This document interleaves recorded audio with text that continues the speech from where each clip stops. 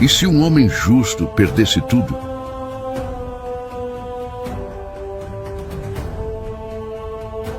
Filhos, riqueza, saúde, amigos.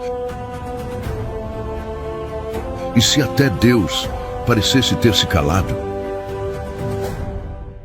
Satanás se levanta e diz: ele só te serve porque tudo vai bem.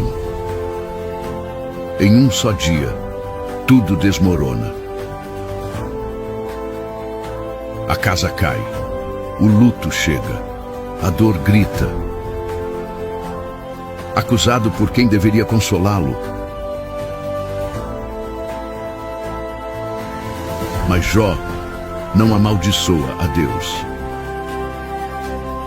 Nas cinzas da humilhação, nas palavras misturadas de dor e clamor, Jó ergue sua voz. Hoje você vai conhecer a história completa do livro de Jó, de uma forma que talvez nunca tenha visto. Sem filtros e sem enrolação. Fique até o final e tenho certeza que a história desse poderoso livro vai mudar algo na sua vida. Na vasta terra de Uz, sob o céu escaldante do Oriente, vivia um homem que era irrepreensível. Seu nome era Jó. Ele era íntegro, justo, temia a Deus e se desviava do mal. A reputação de sua piedade ecoava como um cântico entre os homens de sua geração. Não havia falha nele, nem sombra de desvio. Era um exemplo vivo de retidão diante de Deus. Jó era também um homem extremamente próspero. Ele possuía 7 filhos e 3 filhas. Uma grande família, símbolo de bênção e continuidade. Suas riquezas cobriam a terra como o orvalho da manhã. 7.000 ovelhas, 3.000 camelos, 500 juntas de bois, 500 jumentas, além de uma multidão de servos. Era, sem dúvida, o maior de todos os homens do Oriente. Seus filhos tinham o costume de festejar, cada um no seu dia, e convidavam suas irmãs para celebrar juntos. Era um banquete cheio de vida, alegria e abundância. Mas, ao final de cada rodada de festas, Jó, o patriarca silencioso e vigilante, se levantava de madrugada. Ele oferecia holocaustos a Deus, um por cada filho, dizendo consigo: talvez tenham pecado e blasfemado contra Deus em seu coração. Assim fazia sempre.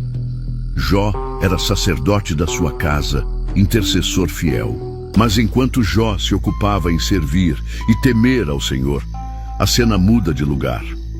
Os céus se abrem. Os filhos de Deus, os anjos, se apresentam diante do trono do Altíssimo. E entre eles vem também Satanás. Não disfarçado, não escondido, mas diretamente perante Deus. O Senhor então o interpela: de onde vens? Satanás responde com frieza: de rodear a terra e passear por ela. Então Deus, com orgulho em sua voz, aponta para Jó: observaste o meu servo Jó? Não há ninguém na terra como ele, homem íntegro e reto, que teme a Deus e se desvia do mal. Mas o acusador não se cala. Com ironia nos lábios responde: por acaso Jó teme a Deus de graça? Acaso não o cercaste de bens, a ele, sua casa e tudo quanto tem? Abençoaste a obra das suas mãos e os seus bens se multiplicam na terra. Mas estende agora a tua mão e toca em tudo quanto tem, e verás se não blasfema contra ti na tua face. Havia ali uma tensão cósmica. Não era apenas sobre Jó, mas sobre a integridade humana diante do sofrimento. Deus, em sua soberania, permite o teste.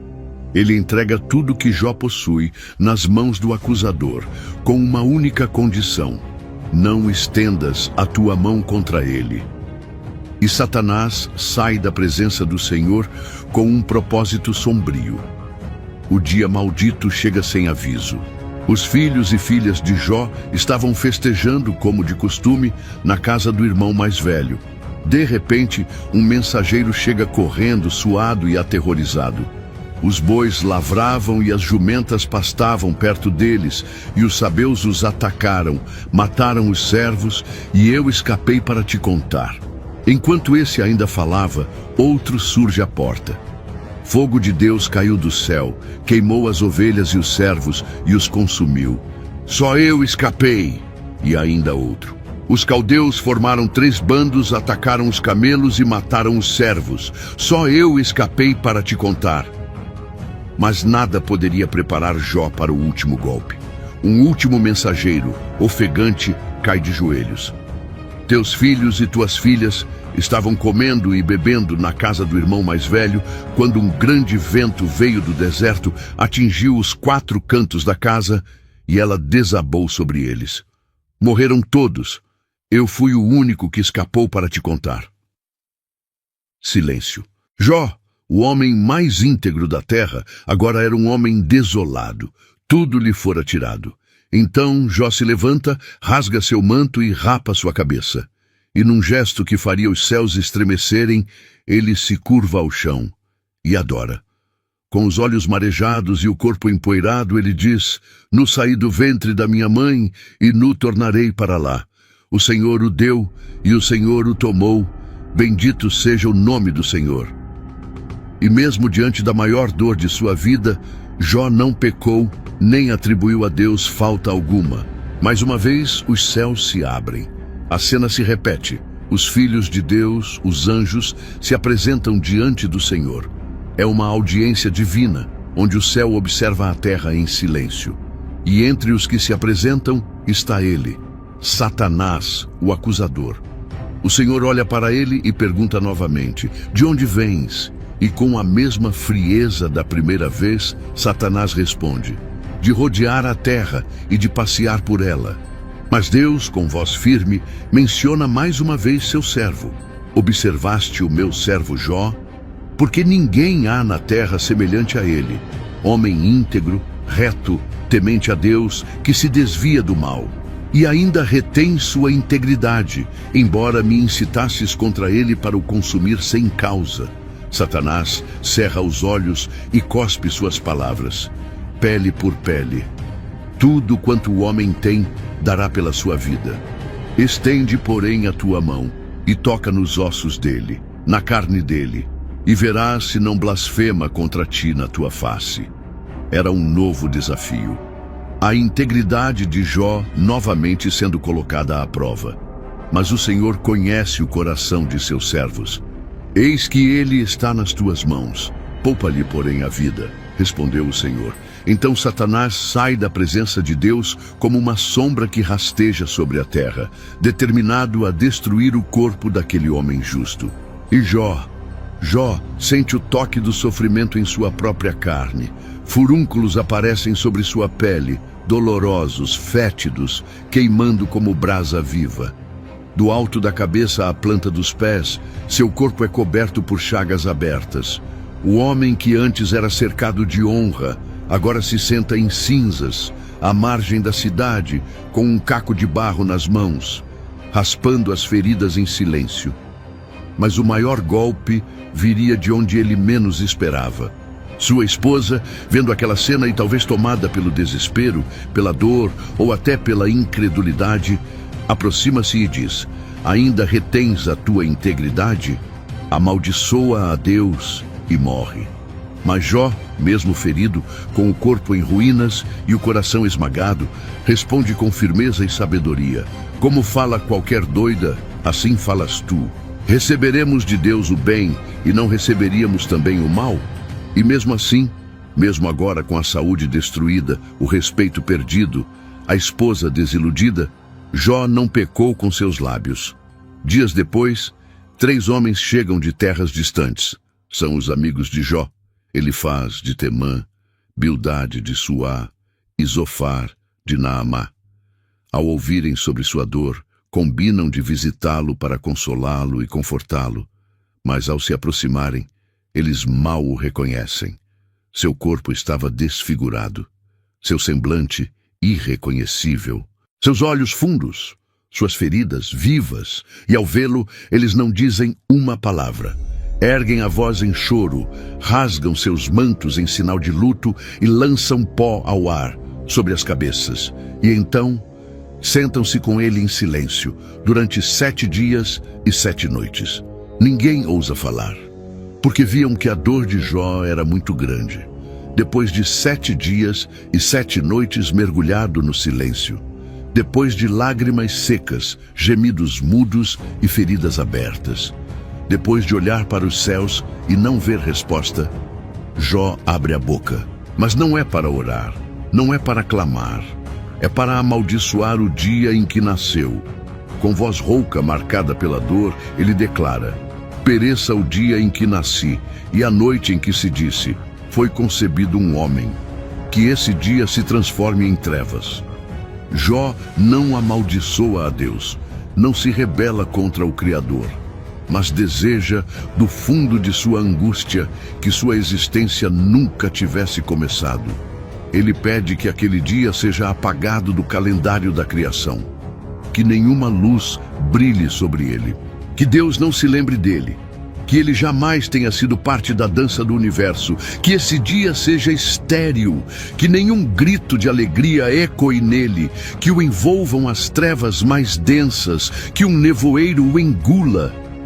O coração de Jó sangra. Ele deseja que aquela noite em que foi gerado fosse amaldiçoada pelos que sabem invocar maldições, como se pudessem despertar o Leviatã, o monstro do caos. Por que não morri ao nascer? Por que não saí do ventre já sem vida? Ele deseja o descanso da morte como alívio. Deseja ter sido enterrado ao lado dos reis e conselheiros da terra, deitado em silêncio, longe do tumulto da vida. Ou como um aborto oculto, eu não teria existido, como os pequeninos que nunca viram a luz. Jó começa a enxergar a morte não como tragédia, mas como consolo. Lá, diz ele, os maus cessam de causar tumulto. Lá, os cansados podem descansar. Lá os prisioneiros estão livres e o servo já não ouve o grito do seu senhor. E então ele pergunta: por que se dá luz ao miserável e vida à alma amargurada? Ele fala de homens que desejam a morte mais do que tesouros, que escavam por ela como por minas de ouro, que se alegram quando encontram o túmulo e exultam ao serem cobertos pela terra. Porque a luz é dada ao homem cujo caminho está oculto e a quem Deus cercou de todos os lados. As palavras de Jó não são blasfêmia, mas um eco do desespero humano diante do silêncio de Deus. Seu lamento termina com um sussurro sombrio. O que eu temia me sobreveio. O que eu receava me aconteceu. Não tenho paz nem descanso. Não tenho sossego. Somente inquietação. O céu permanece calado. O vento levanta a poeira ao redor de Jó, que se mantém em silêncio, coberto de feridas e dor. Então ele faz, o temanita, quebra o silêncio com voz calma, mas firme. Se me permitires, Jó, direi algo. Sei que talvez não queiras ouvir, mas quem poderia se calar diante de tudo isso? Ele respira fundo, olha para o amigo prostrado e começa: tu já fortaleceste a muitos. Suas palavras sustentavam os fracos. Tu foste consolo e força, mas agora que a dor chegou a ti, tu te perturbas? Ele observa Jó por um instante e continua: lembra-te, algum inocente já pereceu. Onde foram destruídos os retos? Pelo que tenho visto, os que semeiam iniquidade colhem o mesmo. O sopro de Deus os consome. A fala de Elifaz é embasada em convicção antiga. Para ele, não existe sofrimento sem culpa. Então ele muda o tom.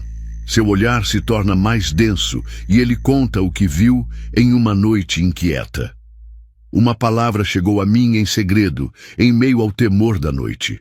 Um espírito passou diante do meu rosto. O medo me paralisou.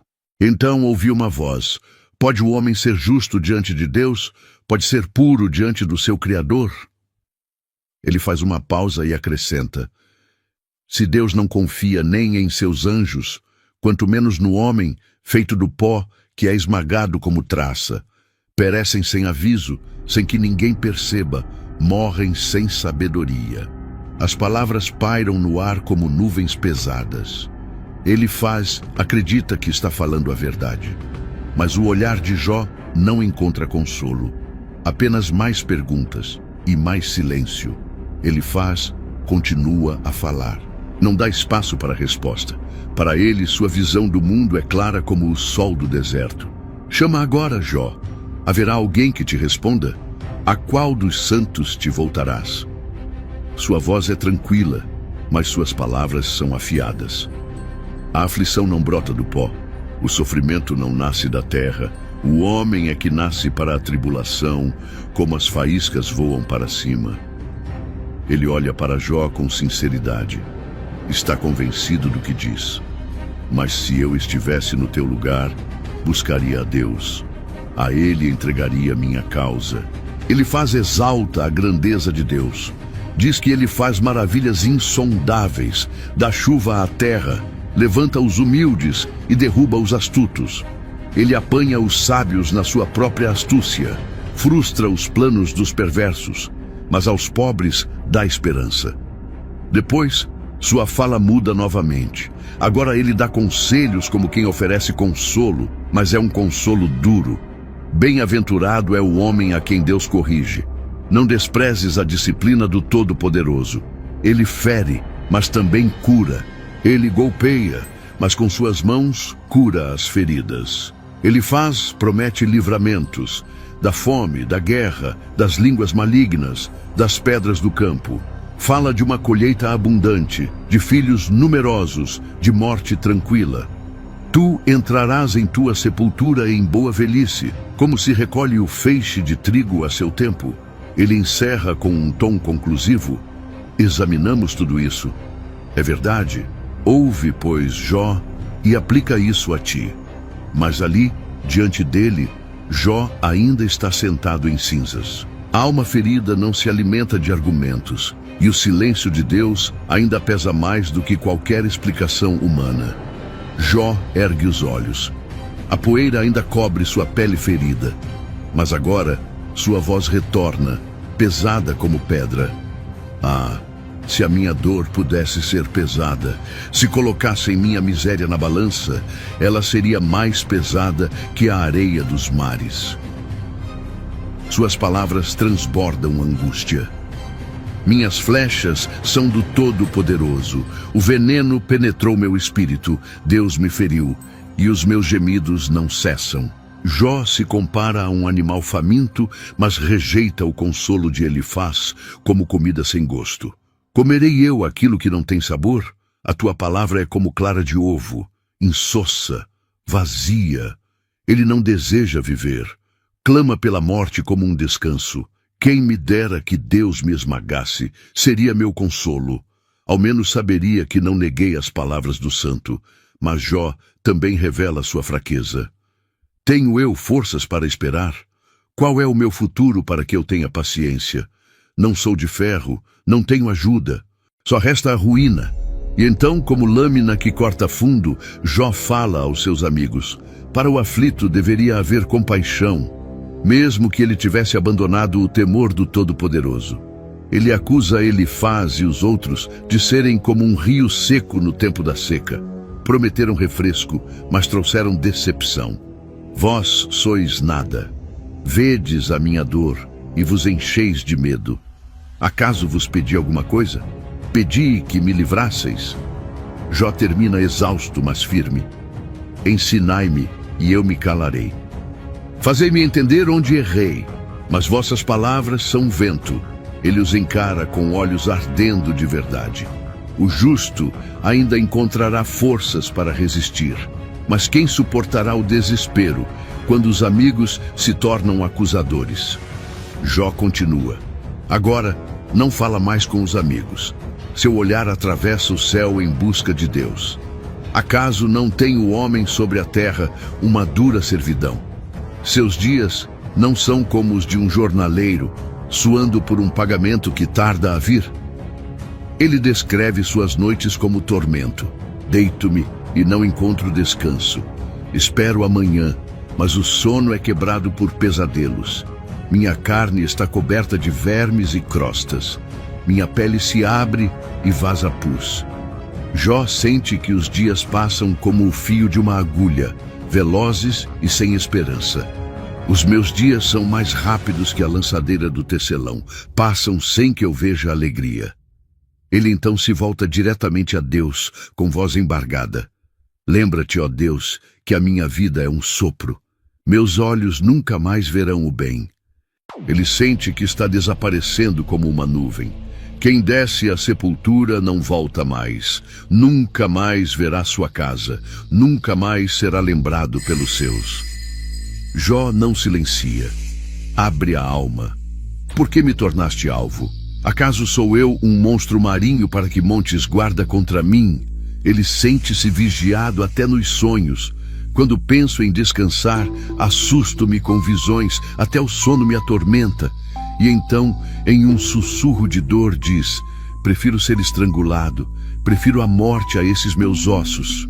Ele questiona: o que é o homem para que tanto o observes? Por que o provas a cada momento? Não me deixas nem engolir minha saliva. Por fim, sua voz fraqueja. Se pequei, o que fiz contra ti, ó guardião dos homens? Por que fizeste de mim um alvo? Por que não perdoas minha transgressão?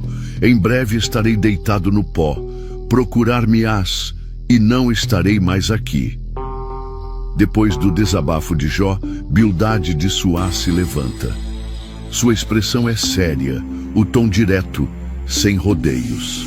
Até quando falarás essas coisas, Jó? Tuas palavras são como vento forte, barulho, mas sem razão. Ele não tenta consolar. Ele corrige. Por acaso Deus perverteria o juízo? O Todo-Poderoso faria injustiça? Bildade faz uma suposição cortante. Se teus filhos pecaram contra Deus, ele os entregou ao castigo merecido.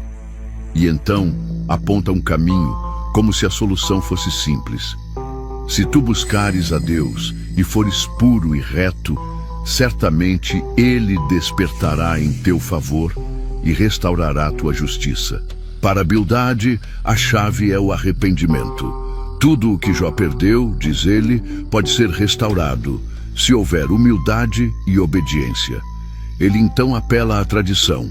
Pergunta às gerações passadas. Os antigos têm sabedoria. Nós somos como sombra. Eles viram mais do que nós. E como um mestre que ensina por imagens, ele diz: o papiro não cresce sem lama.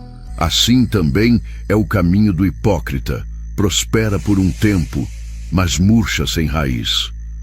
Bildade conclui com tom solene: Deus não rejeita o íntegro, nem sustenta a mão dos perversos.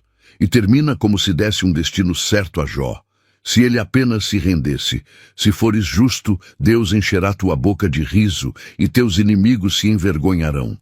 Mas ali, diante dele, Jó segue em silêncio.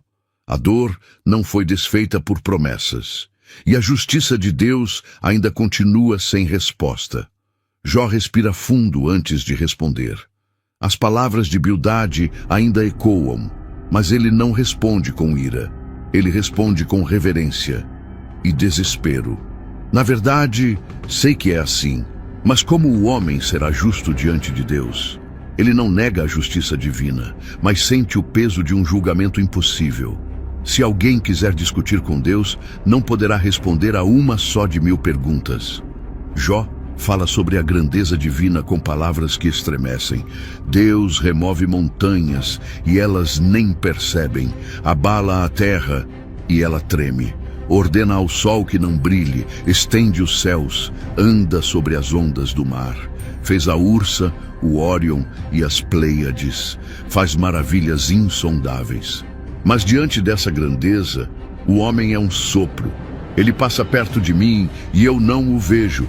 Se rouba algo, quem lhe impedirá? Quem pode dizer: que fazes? Jó sente-se esmagado por um Deus que é justo, mas inalcançável. Mesmo que eu fosse inocente, minha própria boca me condenaria. Ele se declara fraco diante do Senhor. Sou íntegro, mas já não conheço a mim mesmo. Desprezo a minha vida. E então, com voz trêmula, lança sua dor aos céus. Deus destrói tanto o inocente quanto o perverso. Se um flagelo mata de repente, ele ri do desespero do inocente. Jó sente que o mundo está virado. O juiz é vendido, o mal vence, e se eu tentasse me lavar com neve, meus próprios trapos me mergulhariam na lama. Ele deseja um mediador, alguém que possa colocar a mão entre ele e Deus. Não há entre nós árbitro que ponha sua mão sobre nós dois, que tire de mim a vara e que o terror dele não me amedronte.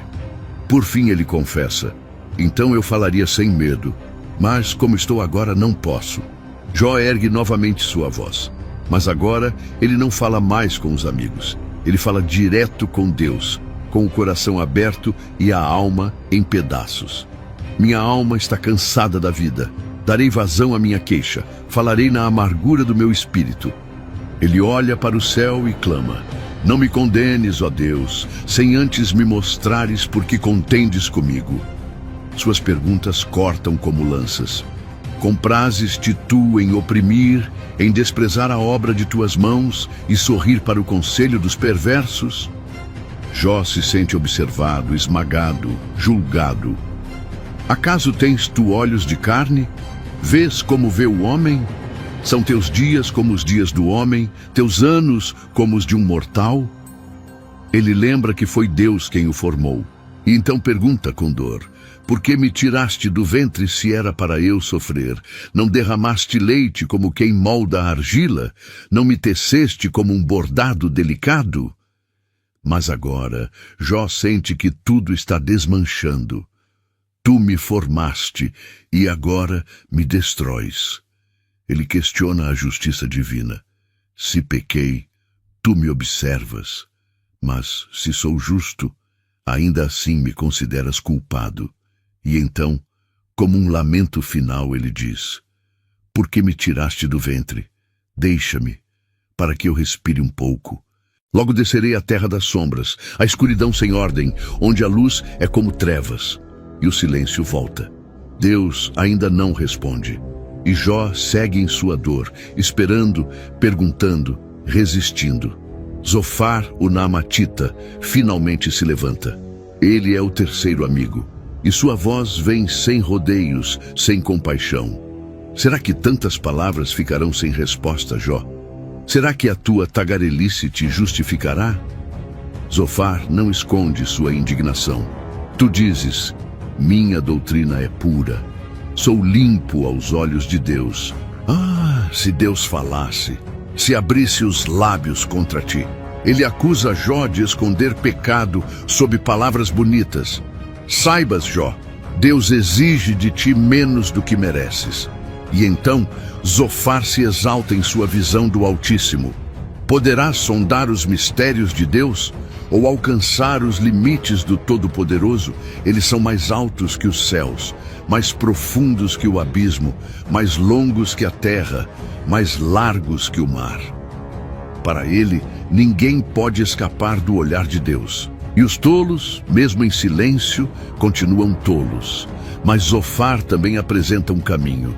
Se preparares teu coração, estenderes tuas mãos a Deus e te purificares do mal, então levantarás o rosto sem mácula, terás firmeza, esquecerás tua dor. Ele pinta um futuro de esperança, mas com base na condição de arrependimento. Confiança te encherá, dormirás seguro. Ninguém te assustará, mas os olhos dos ímpios se consumirão. Sua esperança será a última respiração, um suspiro em vão. Zofar termina, mas não trouxe consolo, só juízo. E Jó segue sozinho entre os escombros da dor e do silêncio de Deus. Jó levanta os olhos e finalmente responde, não mais em lágrimas, mas com ironia.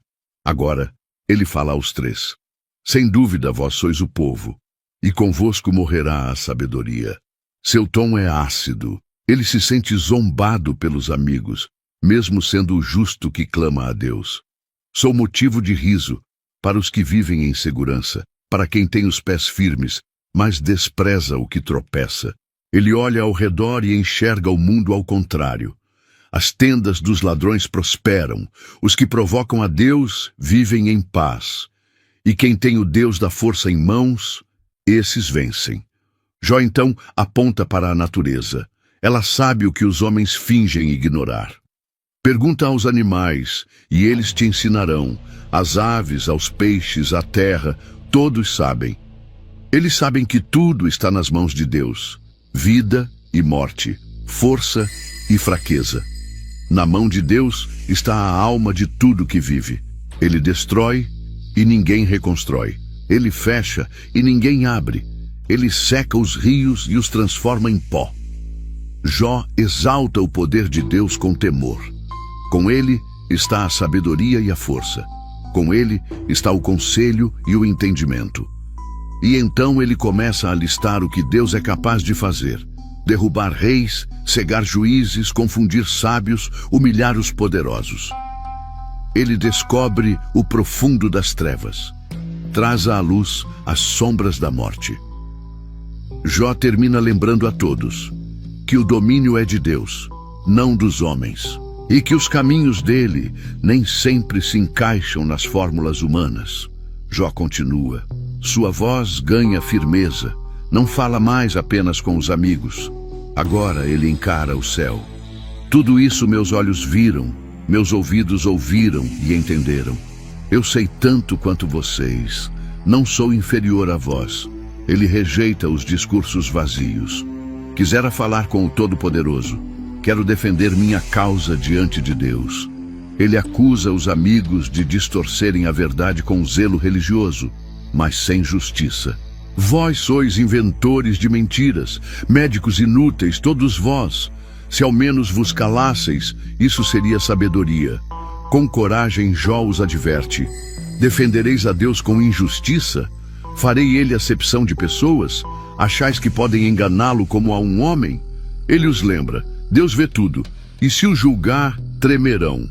Então ele se volta ao céu e clama: ouvi as minhas palavras, atentai para a minha declaração. Jó quer justiça, quer ser ouvido, quer saber. Por quê? Quantos pecados cometi? Faze-me saber minha transgressão e o meu pecado. Ele sente que Deus o persegue como inimigo. Por que escondes o teu rosto? Por que me tratas como um inimigo teu? E encerra com um sussurro de cansaço.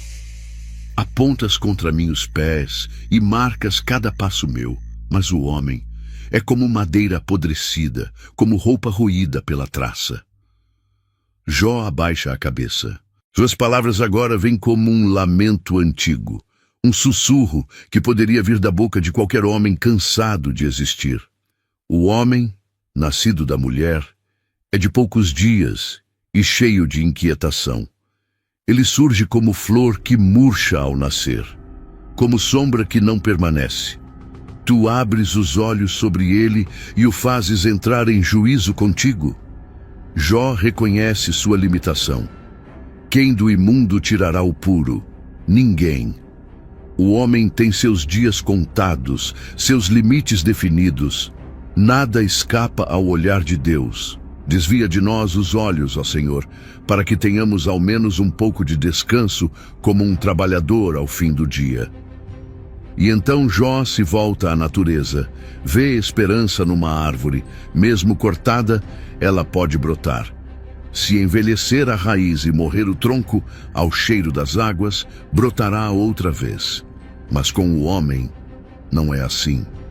O homem morre e desfalece, expira. E onde está? Ele observa os rios secarem, os mares esvaziarem. Mas o homem, ao morrer, não volta mais. Até que os céus deixem de existir, não despertará, nem se levantará do seu sono. Então Jó revela seu desejo mais profundo. Quem dera me escondesses na sepultura e me guardasses até que tua ira passasse. Ele sonha com um tempo em que Deus chamará, e ele responderá da cova. Tu contarias os meus passos e não observarias meu pecado. Mas a realidade volta a pressioná-lo. Como a água desgasta a pedra, assim o homem se consome. Esperança? Tu a destróis. Jó termina olhando para o pó, para o túmulo, para o silêncio. Elifaz retorna à conversa. Agora sua voz não é de consolo nem de conselho, é de repreensão. Responderá o sábio com palavras vãs e encherá o peito com vento leste. Ele acusa Jó de usar a boca não para a sabedoria, mas para destruir. Tu anulas o temor e diminuis a devoção a Deus com teus discursos. Para Elifaz, as palavras de Jó revelam culpa, não justiça. Teus próprios lábios te condenam, não eu. Tua própria boca testemunha contra ti. Ele se ofende com a ousadia de Jó diante de Deus. És tu o primeiro homem que nasceu? Estavas tu antes dos montes? Elifaz acusa Jó de desprezar o ensino, de se achar acima dos outros. Ouviste o conselho secreto de Deus? Tens a sabedoria só para ti? E então, como se fosse um mestre, ele descreve o destino dos ímpios. O perverso sofre dores todos os seus dias. Ele ouve sons de terror, vive esperando a espada. Diz que os ímpios desconfiam da própria sombra, vivem com o coração inquieto e morrem sem redenção. Ele desafiou o Todo-Poderoso, armou-se contra Deus com pescoço rígido e escudo pesado. Elifaz pinta o quadro de um homem rebelde, mas claramente está se referindo a Jó. O ímpio morará em casas desertas, terá colheita amarga e nada levará da sua riqueza. E encerra com frieza. O fogo consumirá sua tenda, seu fruto será vaidade, sua alma será iludida. Porque o engano é a recompensa do ímpio. Ele termina, mas não consola, não entende. E não percebe que, mesmo em silêncio, Deus continua sendo o único juiz. Jó suspira fundo. As palavras de Elifaz ainda queimam como sal em ferida aberta. Mas ele já não tenta mais ser compreendido, apenas desabafa. Tenho ouvido muitas coisas como essas. Sois todos consoladores molestos. Ele olha nos olhos dos amigos exausto. Acabarão essas palavras vãs, ou o que te incita a responder assim? Com ironia ele diz: eu também poderia falar como vós, se estivesseis no meu lugar, mas preferiria fortalecer-vos com a minha boca. Ele crava: mesmo falando, minha dor não cessa, e calado, ela não se afasta de mim. Então Jó volta-se a Deus, e como quem sangra por dentro, expõe sua dor. Agora ele me esgotou, desfez toda a minha companhia, rugindo, me despedaçou. Sua dor não é apenas física, é social, é espiritual. Testemunhas estão contra mim, meus amigos se afastaram, Deus me entregou aos ímpios. Ele descreve sua aparência: rosto abatido, olhos afundados, pele enegrecida pela dor. Mas ainda há pureza nas minhas mãos, e a minha oração é sincera. No meio do lamento, Jó tem um lampejo de esperança. Até agora, a terra cobre o meu sangue, mas há alguém no céu que é minha testemunha, alguém nas alturas que advoga por mim. E ele clama, como quem suplica justiça além da vida: interceda por mim o meu defensor junto a Deus, como alguém intercede pelo amigo. Mas logo a realidade o arrasta de volta. Contam-se os meus anos com poucos passos, e jamais voltarei. A voz de Jó agora é fraca, mas ainda firme. Cada palavra parece vir do fundo de um poço escuro. O meu espírito se vai consumindo. Os meus dias se apagam. A sepultura me espera. Ele olha ao redor e não vê consolo, só zombaria. Os zombadores estão comigo. Seus olhos despejam amargura sobre mim. Ele clama por algum tipo de garantia, por alguém que se levante por ele diante de Deus. Dá-me, ó Deus, um penhor contigo. Quem, senão tu, poderá ser minha testemunha? Mas sua esperança parece escorrer pelos dedos. Tu fechaste o coração dos meus amigos para a sabedoria, por isso não os exaltarás. Ele sente-se como um homem abandonado por todos, até pelos filhos daqueles que despreza. Fez-me escárnio dos povos, cuspiam-me no rosto sem vergonha. Jó está cansado de lutar, sente-se quebrado por dentro, os meus olhos se escureceram pela dor. Meus membros são como sombra. Mesmo assim, ainda tenta encontrar sentido. Os justos ficarão pasmos disso. O inocente se levantará contra o hipócrita. Mas sua esperança se torna cada vez mais frágil. O que me resta de esperança? Quem haverá? E por fim, ele encara o destino com um suspiro resignado. Descerá comigo à sepultura. Juntos repousaremos no pó. Bildade se levanta de novo. Agora sua paciência acabou. Seu tom é ríspido, suas palavras afiadas. Até quando falarás desse modo? Por que somos tratados como estúpidos diante de ti? Ele manda Jó calar e diz: então falaremos nós, e a luz brilhará. Mas sua fala não traz luz, traz sentença. O ímpio é arrancado da terra, a luz da sua lâmpada se apaga, seus passos vacilam, cai na própria rede que armou. Bildade descreve a destruição com detalhes. O laço o prende pelo calcanhar. O terror o cerca por todos os lados. A doença devora sua pele, a morte consome seus membros. Ele fala de uma casa vazia, de descendência apagada, de nome esquecido. Não tem lembrança na terra, é empurrado das trevas para fora. Nem raiz, nem ramo, nem memória. Bildade termina sua fala como se lesse a sentença final. Este é o destino do perverso. Este é o lugar de quem não conhece a Deus. Mas diante dele, Jó permanece, ferido, mas vivo, acusado, mas não vencido, silenciado, mas ainda em busca de resposta do céu.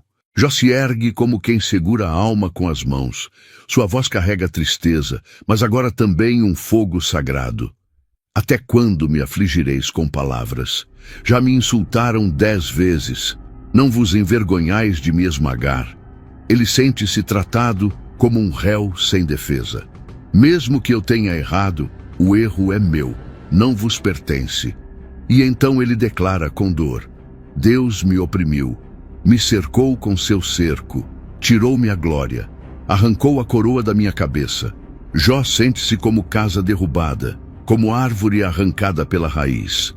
Meus irmãos se afastaram, meus conhecidos me esqueceram, meus servos não me reconhecem, minha mulher tem nojo do meu hálito.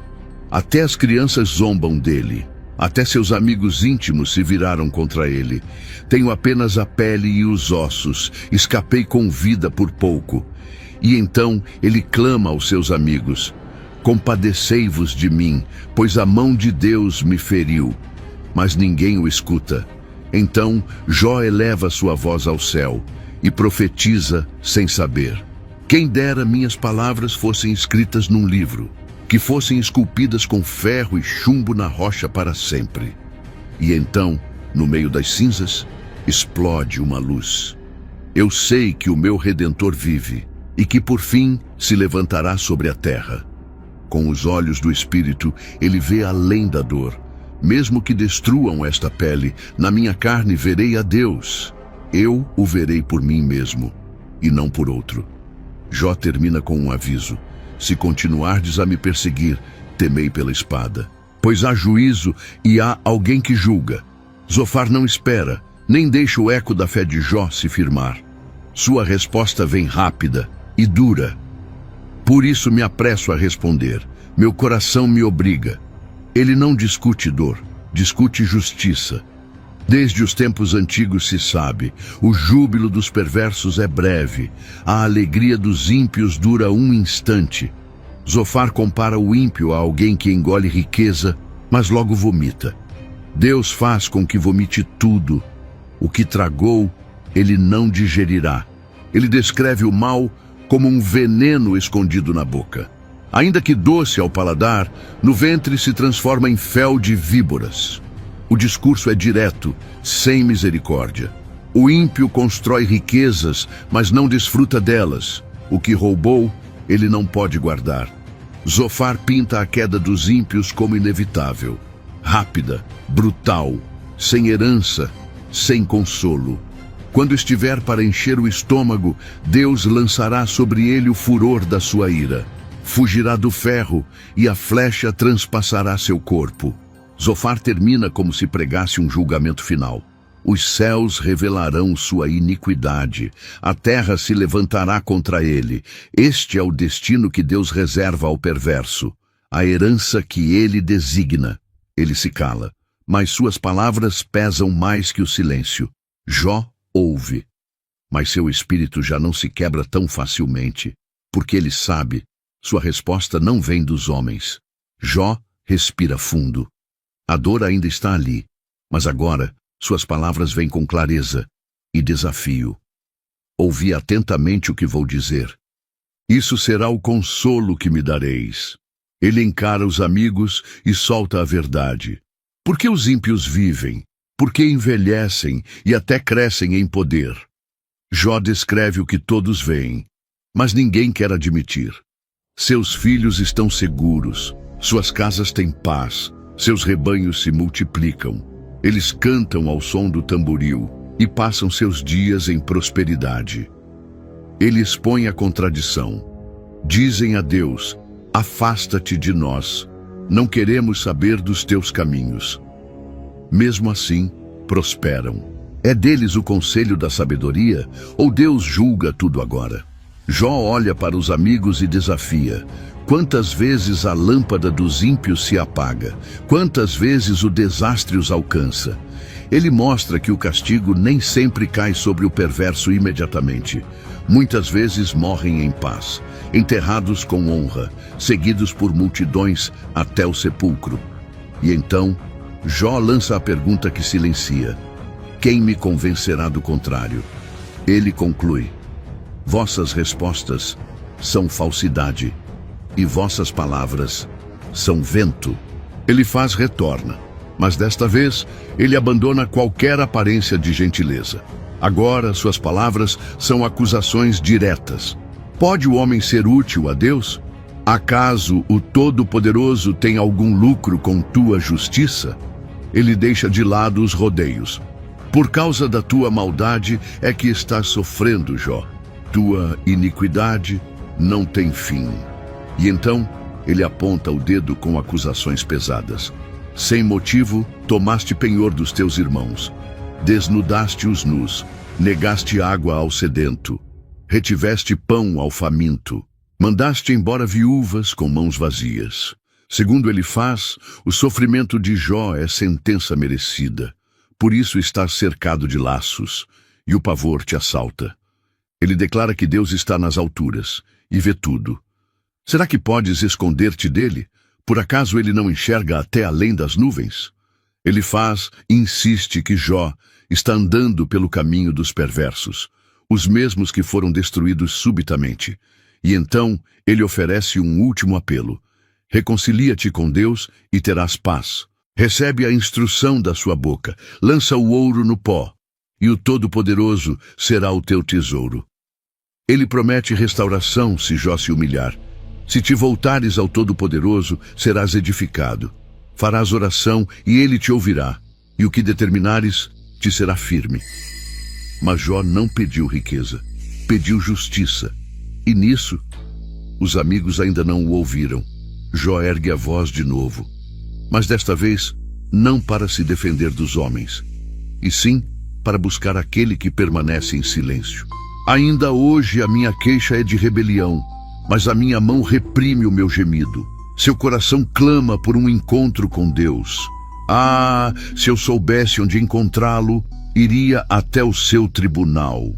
Jó sonha com um julgamento justo. Apresentaria diante dele a minha causa, encheria minha boca de argumentos, mas não para contender, e sim para ouvir. Saberia o que ele me responderia, entenderia o que me diria. Ele acredita que Deus não o esmagaria. Com certeza me daria atenção, e o justo estaria seguro diante dele. Mas Jó olha ao redor e não vê Deus. Vou para o Oriente e não está lá, para o Ocidente e não o percebo.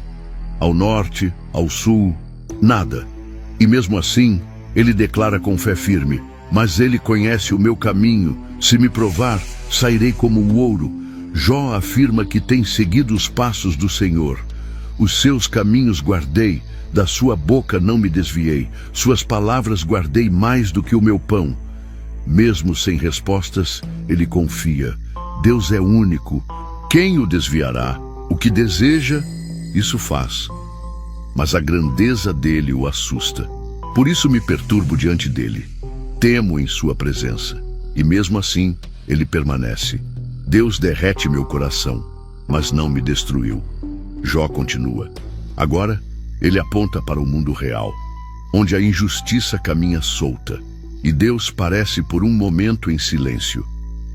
Por que o Todo-Poderoso não estabelece tempos de juízo? Por que os que o conhecem não veem seus dias? Ele descreve uma terra onde os maus agem livremente. Removem marcos, roubam rebanhos, espancam órfãos, tomam do pobre até o jumento. Jó vê os inocentes sendo pisados. Os necessitados se escondem como animais selvagens. Dormem nus, sem cobertas. Molham-se com a chuva dos montes. Buscam abrigo entre as rochas. Crianças famintas colhem restos. Trabalhadores pisam uvas, mas morrem de sede. Homens gemem nas cidades e ninguém responde. Deus não presta atenção a essa injustiça. Jó reconhece a ousadia dos perversos. Eles rejeitam a luz. Assassinos se levantam com a aurora. Adúlteros espreitam na sombra. Ladrões agem na escuridão. A noite se torna abrigo para o pecado, mas o dia traz juízo. São como espuma sobre as águas. Sua herança é maldita, são esquecidos como árvores quebradas. Mesmo assim, Jó vê que nem sempre caem logo. Deus os prolonga em segurança. Eles se apoiam e prosperam. Mas tudo tem limite. São exaltados por um tempo, depois caem. São colhidos como espigas maduras. Jó encerra com ousadia. Se isso não é verdade, quem me desmentirá? Bildade fala pela última vez. Suas palavras são poucas, mas pesadas, como quem já não tenta convencer, apenas exaltar. Deus é soberano, temível em sua majestade. Ele faz reinar paz nas alturas celestiais. Ele aponta para a grandeza divina. Há limite para os exércitos do céu, sobre quem não brilha a sua luz. E então ele reduz o homem ao pó. Como pode o homem ser justo diante de Deus? Como pode ser puro quem nasce da mulher? Ele olha para o céu e conclui: se até a lua não brilha com pureza e as estrelas não são puras aos olhos dele, quanto menos o homem, verme, filho do pó. Bildade se cala. Não há acusação direta, apenas a lembrança de que diante de Deus todos são pequenos. Mas Jó ainda espera mais do que silêncio e comparação. Ele espera justiça e um encontro com o Deus que vê tudo. Jó responde, mas não com lamento, com admiração e reverência. Quão grande ajuda tens dado ao fraco e como tens socorrido o braço sem força. Ele diz com ironia aos amigos, mas logo sua voz se volta para o alto. Ele contempla o invisível e descreve o inatingível. Os mortos estremecem debaixo das águas. O Sheol está nu diante de Deus. O Abadom não tem cobertura. Ele fala do Deus que sustenta tudo com o invisível. Estende o norte sobre o vazio. Suspende a terra sobre o nada. Com poesia e poder, Jó declara: envolve as águas em suas nuvens, mas elas não se rasgam. Encobre a face da lua. Traça um círculo na face das águas. Ele aponta o limite entre luz e trevas, onde o universo dobra o joelho diante da glória. As colunas do céu tremem e se espantam com a sua repreensão. Ele olha para o mar e vê o dedo de Deus. Com o seu poder, acalma o mar. Com a sua sabedoria, fere o monstro do abismo. Jó fecha os olhos e confessa: tudo isso são apenas as bordas dos seus caminhos e o sussurro do que dele ouvimos, mas o trovão do seu poder, quem o entenderá? Jó volta a falar. Sua voz não é de desespero, é de convicção. Vive Deus que tirou o meu direito e o Todo-Poderoso que amargurou a minha alma. Ele jura com firmeza: enquanto houver fôlego em mim e o sopro de Deus estiver no meu nariz, não falarei falsidade, nem usarei meus lábios para engano. E então declara com toda a força da alma: longe de mim dar razão a vós, até que eu morra, não retirarei de mim a minha integridade. Jó segura a justiça como um escudo. Minha justiça me mantém firme. Minha consciência não me repreende por nenhum dos meus dias. Ele olha para o destino dos ímpios e o descreve com frieza. O que resta ao ímpio quando Deus lhe corta a vida, quando sua alma é tirada? Ele responde com imagens duras: seus filhos não serão socorridos. Sua casa será varrida pela tempestade. Riquezas serão como pó levado pelo vento. Jó descreve a herança do perverso. Terror o persegue, a morte o arrasta, os céus revelarão sua culpa, a terra se levantará contra ele. E então conclui sem recuar: esta é a porção do ímpio da parte de Deus, a herança que o Todo-Poderoso lhe destina. Ele permanece em pé, diante dos homens e diante de Deus, ainda esperando resposta, mas sem abrir mão da verdade que carrega no peito. Jó se cala por um instante, mas sua mente mergulha fundo. Ele observa o que o homem é capaz de fazer. O homem cava a terra, explora as profundezas, encontra ouro, prata, ferro e pedras preciosas. Ele desvia rios, abre passagens na escuridão e arranca tesouros escondidos do ventre da terra. Mas onde se achará a sabedoria? E onde está o lugar do entendimento? Ele olha ao redor e não encontra resposta. O homem não conhece seu valor. Ela não se encontra na terra dos viventes. O abismo diz que não está em mim. O mar declara: aqui não habita. Nem ouro, nem prata, nem safiras, nem o mais puro cristal pode comprá-la. De onde, pois, vem a sabedoria? Jó então aponta para o céu. Deus é quem entende o seu caminho. Só Ele conhece o seu lugar. Ele viu os limites da terra, pesou o vento, determinou a medida das águas. Quando estabeleceu leis para a chuva e caminho para o relâmpago, então viu a sabedoria, a declarou, a preparou e também a examinou. E por fim, Jó declara o que Deus disse ao homem: o temor do Senhor, isso é sabedoria, e apartar-se do mal, isso é entendimento. Jó se recosta por um momento e deixa a saudade falar mais alto que a dor. Quem me dera ser como nos meses passados, nos dias em que Deus me guardava. Ele relembra a luz divina que o guiava, quando a lâmpada de Deus brilhava sobre minha cabeça e eu andava por sua luz nas trevas. Jó revive os dias de comunhão, quando o Todo-Poderoso ainda era comigo e meus filhos estavam ao meu redor. Ele se lembra do tempo de prosperidade. Meus passos se banhavam em leite e a rocha me derramava azeite. Ele era respeitado, honrado, ouvido.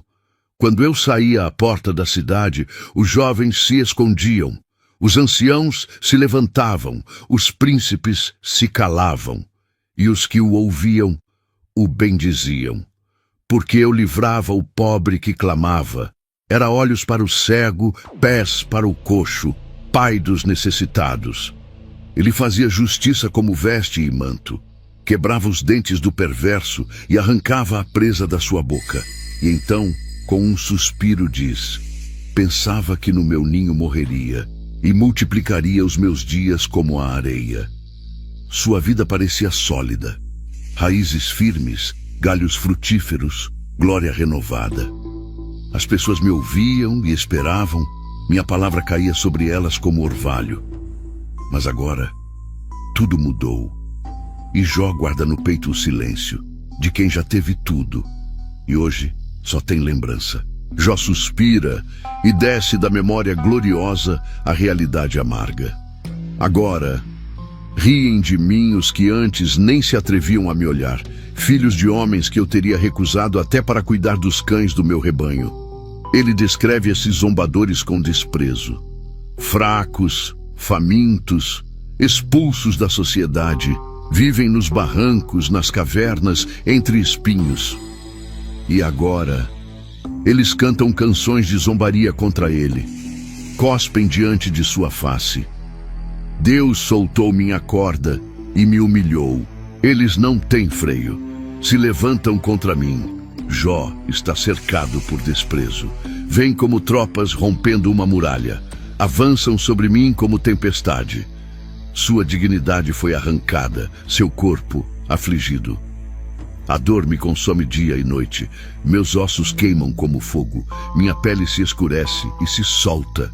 Ele já não anda ereto, se curva em cinzas. Sua harpa virou lamento. Sua flauta, choro. E então, com voz quebrada, ele confessa: clamo a ti, ó Deus, mas não me respondes. Levanto-me, mas só vejo o teu silêncio. Jó se levanta pela última vez. Como quem sobe ao tribunal diante do céu, ele apresenta sua defesa. Fiz aliança com os meus olhos, como então cobiçaria uma donzela. Ele não se esconde, fala com pureza e convicção. Se andei com falsidade, que Deus pese-me em balanças justas e saberei que sou íntegro. Jó vai abrindo sua vida, parte por parte, sem medo de ser examinado. Se meu coração foi seduzido, se pus armadilhas ao próximo, então que outro coma o que plantei. Ele fala da sua fidelidade à esposa, da sua justiça com os servos, da sua compaixão com o pobre. Se neguei justiça ao servo, se não estendi a mão ao órfão, que minha mão caia do ombro. Jó lembra que teme a Deus, porque sabe que no fim todos responderão diante dele. Se me alegrei com a ruína do inimigo, ou desejei o mal a quem me odiava, isso seria pecado. Ele revela que nunca se fechou aos estrangeiros, nem guardou o pecado no peito. Se escondi minhas transgressões como Adão, com medo da multidão, então mereço vergonha. Mas agora ele clama: ó, quem me dera alguém me ouvisse. Eis aqui a minha assinatura. Que o Todo-Poderoso me responda. Ele encerra sua fala com ousadia e humildade. Se tomei terra à força, que espinhos cresçam no lugar do trigo. E então, Jó se cala. Seu discurso termina, mas seu coração permanece exposto, não diante dos homens, mas diante de Deus. Depois que Jó silencia, um novo som ecoa no ar. Uma voz que ainda não havia falado. Eliú, o mais jovem entre todos, se levanta. Até então, ele havia se calado por respeito aos mais velhos, mas agora não aguenta mais. Encolerizou-se contra Jó, porque justificava a si mesmo diante de Deus. E também se indignou contra os 3 amigos, porque não encontraram resposta, e mesmo assim condenaram Jó. Eliú está fervendo por dentro. Sou jovem, vós sois idosos, por isso temi e não ousei falar. Mas ele declara que não é a idade que traz sabedoria, e sim o sopro do Espírito de Deus no homem. Não são os muitos anos que ensinam o que é justo. Agora ele fala com autoridade. Esperei vossas palavras, ouvi vossos argumentos, mas nenhum de vós convenceu Jó. Eliú não está ali para bajular. Não sei bajular, pois se o fizesse, o meu Criador logo me levaria. Ele respira fundo e anuncia: tenho muito a dizer em favor de Deus, meu espírito me obriga, meus lábios falarão com sinceridade, minhas palavras virão do coração puro. A tempestade muda de direção. Agora, Eliú fala, e o céu ouve. Eliú se volta diretamente para Jó. Mas diferente dos outros, ele não o acusa com desprezo. Ele fala como quem deseja despertar, não esmagar. Ouça, Jó, minhas palavras. Falo com sinceridade. Meus lábios expressam puro conhecimento. Eliú se apresenta com humildade. Também fui formado do barro como tu. Não temas, meu terror não te oprimirá. Então, ele começa a tocar nas palavras de Jó. Tu disseste: sou puro, sou limpo e sem culpa. Mas Deus procura motivo para me destruir. Eliú o repreende com firmeza, mas nisso não tens razão. Deus é maior do que o homem. Ele mostra que Deus fala, mesmo quando o homem não percebe. Deus fala de muitas maneiras, em sonhos, em visões, no leito da dor, para desviar o homem do mal e livrar-lhe a alma da cova.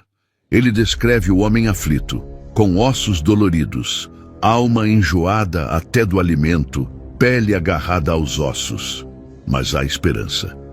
Se houver um anjo intercessor, alguém que diga, poupai-o, Deus será misericordioso. Sua carne voltará a ser como de criança, e ele orará a Deus, e Deus o atenderá. Eliú conclui, eis o que faço, falo em favor de Deus, não para condenar, mas para guiar à luz da vida. Ele olha para Jó e deixa um convite, fala se tens o que dizer. Desejo justificar-te, mas se não tens, ouve-me em silêncio, ensinar-te-ei a sabedoria. Eliú ergue a voz diante de todos. Agora, ele não fala só com Jó. Fala para os homens sábios que escutam ao redor. Inclinai os ouvidos, ó sábios. Provemos juntos o que é justo, como o paladar prova o alimento. Eliú relembra as palavras de Jó. Jó disse, sou justo, mas Deus tirou meu direito. Disse, de que me serve ser íntegro se Deus me trata como inimigo? Com isso, Eliú se indigna. Jó bebe a zombaria como água. Anda em companhia dos que praticam o mal, pois disse, não adianta agradar a Deus. Ele então defende o caráter do Altíssimo. Longe de Deus cometer injustiça, o Todo-Poderoso não pratica perversidade. Eliú declara que Deus retribui a cada um segundo suas obras, e que nada o obriga a manter o fôlego da vida. Se Deus retirasse seu espírito, toda a carne pereceria no mesmo instante. Ele desafia, se entendes, ouve isto. Pode porventura governar quem odeia o juízo? Acusarás o justo e poderoso? Eliú lembra que Deus não se impressiona com posições. Não favorece o rico mais que o pobre, porque todos são obra de suas mãos. Deus vê tudo, mesmo no oculto, e ninguém pode enganá-lo. Sem inquérito, ele quebra os poderosos, abate os ímpios onde quer que estejam. Eliú termina com um apelo à razão. Deus reina com justiça, mas se o homem disser, pequei, não farei mais o mal, então Deus perdoa. E por fim desafia, Jó fala sem conhecimento. Suas palavras são insensatas, que seja provado até o fim, pois respondeu como homem rebelde. Mas ainda assim, ele não amaldiçoa Jó. Ele o chama ao arrependimento, porque para Eliú, Deus não erra, mas pode restaurar. Eliú continua. Seu olhar é sério, sua voz firme. Ele não acusa por arrogância, mas exorta com zelo. Pensaste estar certo ao dizer, minha justiça é maior que a de Deus? Eliú repete as palavras de Jó. Disseste, que me aproveita a integridade, o que ganho em não pecar?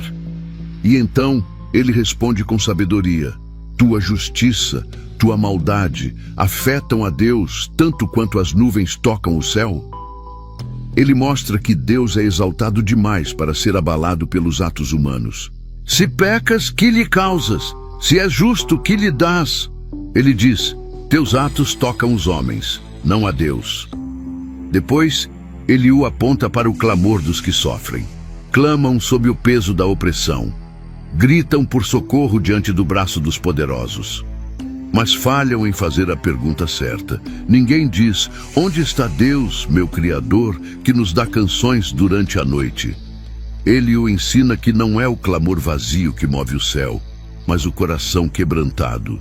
Clamam, mas Deus não responde, por causa do orgulho dos maus. E conclui, Deus não escuta a vaidade. Ele não considera palavras sem sinceridade. E então, diante do silêncio de Deus, Eliú diz a Jó, esperas em vão que Deus fale, mas tua causa não está pura. Ele não despreza a dor de Jó, mas chama-o a refletir. Não é Deus quem precisa mudar, é o homem que precisa entender. Eliú continua a falar. Agora sua voz se eleva, não para exaltar o homem, mas para anunciar a majestade de Deus. Espera mais um pouco, Jó. Tenho ainda palavras em favor de Deus. Ele fala com temor, mas com autoridade. Minhas palavras vêm de longe e atribuirei justiça ao meu Criador, porque em verdade não há falsidade nos meus lábios. Então ele o exalta à retidão divina. Deus é poderoso, mas não despreza ninguém. É firme em força e em entendimento.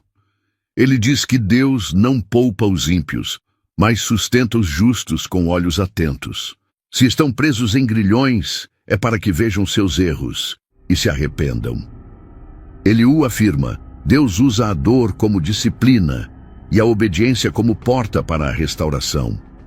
Se ouvirem e servirem, viverão em prosperidade, mas se recusarem, perecerão sem sabedoria. Ele alerta contra o orgulho na aflição. Cuidado para que a ira não te arraste. Não confie nas riquezas. Elas não te livrarão. Então ele convida Jó a olhar para o céu. Deus é exaltado em poder. Quem é mestre como ele? Eliú contempla o universo e sua alma se curva em admiração. Ele faz subir o vapor das águas, espalha as nuvens, comanda os relâmpagos e cobre as mãos com trovões. E com os trovões, ele anuncia o seu próximo passo. Com o seu trovão, ele anuncia a tempestade. Eliú se cala. O céu começa a estremecer, porque o Deus que ele anuncia está prestes a falar. Eliú levanta os olhos ao céu. O vento muda. O ar pesa, e sua voz se torna temor. Por isso treme o meu coração, salta dentro do meu peito. Ele aponta para o céu, ouve atentamente o trovão da sua voz, o estrondo que sai da sua boca. Deus fala no céu, e a natureza obedece. Solta relâmpagos sobre todo o firmamento. Depois vem o rugido. A majestade do seu trovão ninguém pode ignorar. Eliú contempla os fenômenos com os olhos da fé. Ele envia a neve e diz: cai sobre a terra, ordena a chuva e ao aguaceiro, e tudo para a sua voz. Homens se escondem, feras se recolhem, mas Deus continua a agir. Do sul vem o redemoinho, do norte o frio cortante, com o sopro de Deus forma-se o gelo. Ele enche as nuvens, faz chover sobre campos e desertos. Tudo ele faz segundo o seu querer, seja por correção ou por misericórdia. Eliú então volta-se a Jó. Inclina os ouvidos, ó Jó. Para e considera as maravilhas de Deus. Ele pergunta com humildade: sabes tu como ele comanda as nuvens? Como faz brilhar o relâmpago? Como equilibra as nuvens com sabedoria perfeita? Eliú se rende. Somos pequenos diante dele, não podemos argumentar, não podemos alcançá-lo. E então, com temor, declara: Deus vem em majestade terrível, é grande em poder e não despreza a justiça. Ele encerra com reverência. Os homens o temem. Ele não respeita os que se acham sábios em si mesmos. O céu silencia por um instante, e logo Deus começa a falar. O vento sopra forte, o céu escurece, um redemoinho se forma sobre as cinzas onde Jó se assentava. E de dentro dele, a voz do Senhor irrompe, não como sussurro, mas como trovão que rompe o silêncio do céu. Quem é este que obscurece o conselho com palavras sem conhecimento? Jó treme. Os amigos se calam. O próprio ar parece segurar o fôlego. Cinge agora os teus lombos como homem. Eu te perguntarei, e tu me responderás. Então Deus começa a revelar sua glória, não por explicações, mas por perguntas que ninguém pode responder. Onde estavas tu quando eu lançava os fundamentos da terra? Dize, se tens entendimento. Deus descreve a criação como uma obra de arquitetura sagrada. Quem lhe pôs as medidas, se é que sabes, ou quem estendeu sobre ela o cordel? Ele fala do alicerce do mundo, do momento em que as estrelas da alva cantavam juntas e todos os filhos de Deus bradavam de alegria. Ou quem encerrou o mar com portas, quando ele rompeu do ventre. Ele recorda o dia em que colocou limites às águas, traçando fronteiras com nuvens e trevas, dizendo: até aqui virás e não mais adiante. Aqui se quebrará o orgulho das tuas ondas. A cada pergunta, a voz do Senhor fura o véu da ignorância humana. Comandaste tu alguma vez a manhã? Mostraste ao amanhecer o seu lugar? Ele fala da luz, da profundidade do abismo, dos portões da morte. Já entraste nas fontes do mar? Ou andaste pelos recessos do abismo? As portas da morte te foram reveladas? Viste tu os portões da sombra da morte? Deus continua: sabes tu onde mora a luz? E as trevas, sabes onde tem morada? Cada palavra derrama sabedoria, glória e assombro. Acaso entraste nos tesouros da neve? Ouviste os depósitos do granizo, que eu retenho para tempos de angústia e guerra? Ele pergunta sobre as trilhas do relâmpago, as chuvas sobre terras desertas, o nascimento do orvalho, a origem do gelo e das geadas. Quem gera as gotas do orvalho? Do ventre de quem saiu o gelo? E a geada do céu, quem a deu à luz? O Senhor olha para os céus e desafia: atas tu as cadeias das Pleiades, ou soltas os laços de Órion? Fazes tu sair as constelações a seu tempo? Então, volta à terra. Sabes tu as leis dos céus, ou estabeleces o seu domínio sobre a terra? Levantaste a tua voz até as nuvens, para que a abundância das águas te cubra. E num toque de ternura e majestade, ele pergunta: caçarás tu presa para a leoa? Sacias a fome dos filhos do corvo? A criação toda responde a ele, mas agora Jó precisa responder. O redemoinho gira mais forte. Deus ainda não terminou. A terra está em silêncio. E a voz do Senhor continua, firme, serena e irresistível. Sabes tu o tempo em que as cabras monteses dão a luz sobre os rochedos? Observaste tu o parto das corças do campo? Ele pergunta, não por ignorância, mas para mostrar a Jó que até o nascimento dos filhotes selvagens está sob seu comando invisível. Contaste tu os meses que cumprem? Sabes o tempo em que elas dão à luz?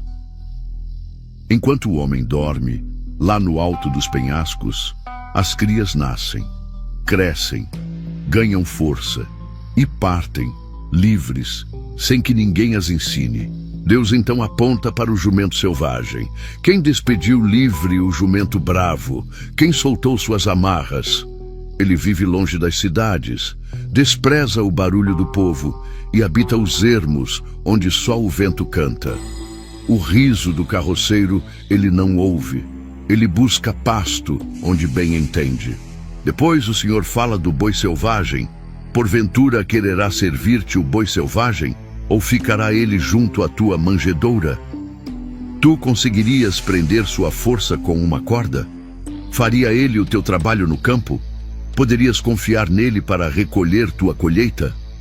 Tu confias na sua grande força? Ou entregarás a ele os teus frutos? Deus sorri e segue. Agora fala da avestruz, estranha, desajeitada, mas cheia de lições. A avestruz bate alegremente as asas, porém não tem o amor da cegonha. Ela põe seus ovos na terra e os esquece, como se não fossem seus. Trata seus filhotes com desprezo, como se nunca fossem dela, pois Deus a privou de sabedoria. Mas, quando corre, ri-se do cavalo e do cavaleiro. Mesmo sem sabedoria, ela carrega algo único que só Deus lhe deu. Então, o Criador se volta para o cavalo de guerra. Dás tu força ao cavalo? Cobre seu pescoço com crina ondulante? Ele salta com bravura, encara o perigo, não recua diante da lança. Relincha e fareja a batalha de longe. Ele ri do medo, não se espanta com a espada. Deus o criou assim, indomável, corajoso, belo e furioso. E agora ele aponta para o céu. É pelo teu entendimento que voa o falcão e estende suas asas para o sul? Ou é por tua ordem que se remonta a águia e põe no alto o seu ninho? Lá nas alturas ela habita, observa, e de longe enxerga sua presa. Seus olhos veem de longe. Seus filhotes bebem sangue. E onde há mortos, ali está ela. Deus termina essa parte do discurso, mas Jó ainda não responde, porque diante de tamanha sabedoria só resta silêncio, silêncio e temor. O redemoinho ainda gira sobre a terra. A poeira assenta-se aos poucos, mas a voz do Senhor permanece, clara, firme, incontestável. O Senhor se dirige diretamente a Jó. Ainda queres contender com o Todo-Poderoso? Tu que repreendes a Deus, responde. Jó sente o peso da glória. Seus olhos já não têm força. Seus lábios tremem. Ele responde com humildade quebrantada. Eis que sou indigno. Que te responderia eu? Ponho a mão sobre a minha boca. Falei uma vez e não responderei mais. 2 vezes, mas não prosseguirei. Mas Deus ainda não terminou. Do meio do redemoinho, o Senhor volta a falar. Cinge agora os teus lombos como homem. Eu te perguntarei, e tu me responderás. E então Deus confronta com profundidade. Anularás tu de fato o meu juízo? Condenar-me-ás para te justificares? Ele desafia Jó. Tens tu braço como o de Deus? Ou trovejas com voz como a sua? Se Jó é tão poderoso, então, orna-te de excelência e grandeza. Reveste-te de glória e majestade. Espalha a fúria da tua ira. Olha para todo soberbo e humilha-o. Deus o desafia a fazer justiça com as próprias mãos, a trazer juízo aos ímpios, a esconder os orgulhosos no pó. Então eu também confessarei que a tua destra te pode salvar. Mas Deus sabe, nenhum homem pode. E então, para mostrar seu poder, o Senhor revela uma de suas criaturas mais misteriosas. Contempla agora o behemote que eu fiz contigo. Ele o descreve como colossal, força viva da criação. Come erva como boi. Sua força está nos lombos e o vigor dos seus músculos nos seus ventres. Move a cauda como o cedro, os nervos de suas coxas estão entrelaçados, seus ossos são como tubos de bronze, seus membros como barras de ferro. Deus declara: Ele é obra-prima dos meus feitos, só o seu Criador pode chegar até ele com espada. Esse ser habita entre os rios. Mesmo que as águas rugem, ele não teme. Mesmo que o Jordão se levante contra sua boca, ele permanece firme. Pode alguém prendê-lo diante dos olhos, ou com laços, atravessar-lhe o nariz? A resposta é óbvia. O homem não pode. O Criador, sim. E Jó começa a entender. O propósito de Deus não era esmagá-lo, mas revelar-lhe algo maior que a dor, sua soberania, sua justiça e sua presença. A voz do Senhor continua a ecoar do redemoinho. Agora, ele desafia Jó com a imagem do Leviatã, uma criatura tão indomável, tão aterradora, que nenhum homem ousaria enfrentá-la. Poderás pescá-lo com anzol ou prender-lhe a língua com uma corda? Deus revela a força desse ser colossal. Seus dentes inspiram pavor, seu corpo é revestido de escamas impenetráveis e de sua boca saem chamas e fumaça. Seu hálito incendeia brasas, de sua boca sai fogo. Armas não o ferem, ferro e bronze são como palha diante dele. Ele ri da lança, do arco, da espada. O Senhor descreve o Leviatã como o rei dos orgulhosos, a mais temível entre as criaturas. Ele não recua, não teme e não pode ser dominado por mãos humanas. E então Deus confronta Jó com uma verdade profunda. Se ninguém pode dominar o Leviatã, quem então ousará enfrentar-me? Jó ouve, não apenas sobre um monstro, mas sobre o poder incomparável daquele que criou todas as coisas. O redemoinho cessou, o trovão silenciou, e tudo ao redor de Jó está em paz. Mas dentro dele há algo ainda maior que a tempestade, a revelação. Então, finalmente, Jó abre a boca, não para reclamar, mas para se render. Bem sei que tudo podes, e nenhum dos teus planos pode ser frustrado. Sua voz está embargada, mas cada palavra é um altar. Tu perguntaste, quem é este que obscurece o conselho sem conhecimento? Por isso falei do que não entendia. Coisas maravilhosas demais para mim que eu não conhecia. Jó havia perguntado tanto. Agora, ele só quer ouvir.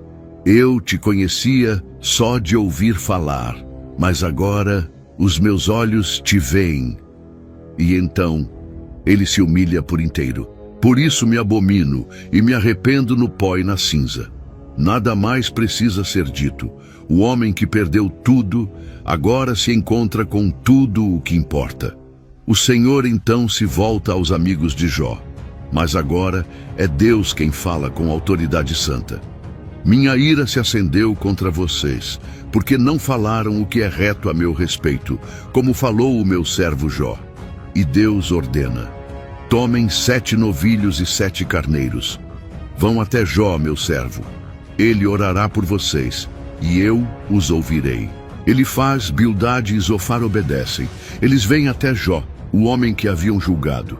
E Jó, com o coração limpo, ora por eles. E então, o céu se abre. Deus muda a sorte de Jó no exato momento em que ele ora pelos seus amigos, e começa a restauração. O Senhor dá a Jó o dobro de tudo o que possuía. Seus irmãos e irmãs vêm visitá-lo. Trazem ouro, prata, e o consolam de todo o mal que havia sofrido. Deus abençoa seus últimos anos mais do que os primeiros. Jó volta a ter rebanhos, 14.000 ovelhas, 6.000 camelos, 1.000 juntas de bois e 1.000 jumentas. E então, Deus lhe dá novamente filhos e filhas. 7 filhos e 3 filhas, com nomes que soam como poesia viva, Gemima, Quesia e Queren-Hapuque. E diz o texto, em toda a terra não se acharam mulheres tão formosas como as filhas de Jó. E o pai lhes deu herança entre os irmãos, coisa rara e graciosa. E Jó viveu depois disso 140 anos. Viu seus filhos e os filhos dos seus filhos até a 4ª geração. E então morreu velho e farto de dias. Mas mais do que dias, Jó partiu farto da presença de Deus. E assim termina o livro de Jó. Não com amargura, mas com arrependimento. Não com derrota, mas com revelação. Não com um homem quebrado, mas com um homem transformado. Nesta história, vimos o céu em silêncio, o inferno em movimento e a terra em agonia. Vimos um homem íntegro perder tudo. Filhos, saúde, riqueza, reputação, tudo se esvaiu como vento no deserto. Vimos seus amigos o acusarem, sua esposa o desencorajando e seu coração tentando entender o que não podia ver. Mas acima de toda dor, vimos um Deus soberano que jamais perdeu o controle. Vimos perguntas que não foram respondidas com lógica, mas com presença. Vimos que o sofrimento não revela a ausência de Deus, mas pode nos levar a enxergar quem Ele realmente é. Jó conhecia a Deus de ouvir falar, mas depois da tempestade, ele viu. E porque viu, se calou, se rendeu, se humilhou e foi restaurado. Se você chegou até aqui, você faz parte de um grupo especial. Os que não apenas leem a Bíblia, mas caminham com ela até o fim. Foram 42 capítulos de confronto, dor, fé, silêncio e glória. Cada parte deste estudo foi feita com temor, oração, estudo e entrega, com um único propósito: edificar a sua fé. Então, se você assistiu até aqui, comenta aqui embaixo. Eu cheguei até o fim do livro de Jó, e agora eu sei que o meu Redentor vive. Esse comentário mostra que você faz parte de um povo raro. Gente que honra a palavra de Deus, mesmo nos capítulos mais difíceis. Gente que não foge da dor, mas a atravessa com fé. Agora eu te convido. Curta esse vídeo, compartilhe com alguém que precisa ouvir essa história e se inscreva no canal para continuar essa caminhada pela Bíblia. Mas mais do que qualquer curtida, Deixe que essa história mude a sua vida. O livro de Jó não foi escrito para nos dar todas as respostas, mas para nos lembrar que Deus é suficiente, mesmo quando não entendemos tudo. Nos mostra que a verdadeira fé não depende das bênçãos, mas da confiança no caráter de Deus. Então eu te faço um convite: se renda a Ele, não com revolta, mas com reverência, não com orgulho, mas com humildade. Deixe Deus ser Deus e deixe que o final da sua história também seja escrito pelas mãos dele. Se você ainda não entregou sua vida a Jesus, faça isso hoje. Aceite o Redentor de Jó como o seu Redentor. Essa história não foi contada para entreter, foi contada para transformar. Agora me diga, qual parte do livro de Jó mais tocou seu coração? Qual resposta de Deus, qual fala de Jó, qual reviravolta te fez parar e pensar? Comenta aqui embaixo. Este foi o livro de Jó, capítulo por capítulo, do começo ao fim. E eu oro para que ele tenha edificado sua vida, assim como edificou a minha. Deus te abençoe. E até o próximo estudo, se ele permitir.